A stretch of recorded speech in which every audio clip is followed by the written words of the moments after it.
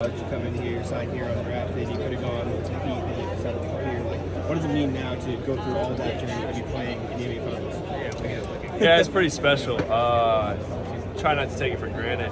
You know, not everyone gets this opportunity, so just trying to make the most of it. Especially, you know, being on the path that I've been on, it's been like a wild ride almost, and but it's been cool. I'm just trying to cherish every moment. You just never know how long it's going to last. So. Just trying to be where my feet are. You asked some players, like, did you think you'd get to this moment? Some players are super confident and say, yeah, I always knew I'd get here. Some players say, no, I don't. But if I asked you, do you always think you'd be here? I asked Josh Green that, he said maybe in 2K. Like, what does that mean to you? Like, did you always think you'd get here, or was it sort of like I definitely did not think, you know, early on, I definitely didn't think I could get to this point in the NBA. And I honestly didn't really know until I signed a two-way contract and was able to kind of show and prove myself here. So it's been a lot of hard work for sure, and like I said before, like I just try never to take it for granted. We go back to the Pacers series, or just in general, when your shots not falling, what do you go back to the game and try to work on? What's kind of your mental check process as a shooter? It's nothing like tangible that I like switch up in my workouts or anything. It's more just trying to stay confident and maybe going back and looking at highlights where I'm on a heater or something like that. And just to know that like I'm still the same guy. It's just the shots aren't going in sometimes. It happens to everybody in this game, and that's why you play the game of basketball. But that's why it's a team sport, not just an individual sport. So I try to impact the game in other ways, and obviously shooting is the loud impact that I make. So, but I always know that water finds its level, and you know usually it regresses to the mean. So shots are bound to start falling. It seems like. Not on YouTube, you're on Synergy. What's kind of the highlight reel? YouTube, baby.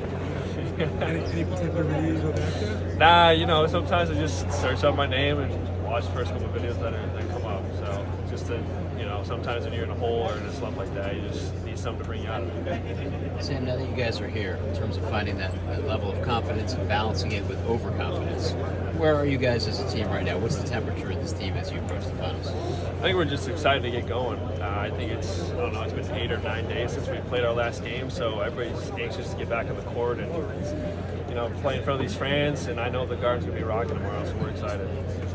And Sam, for some teams, it's like they have almost like a Cinderella run where they weren't expected to be in the finals. I feel like for this team, the entire year, you're talking about winning a championship.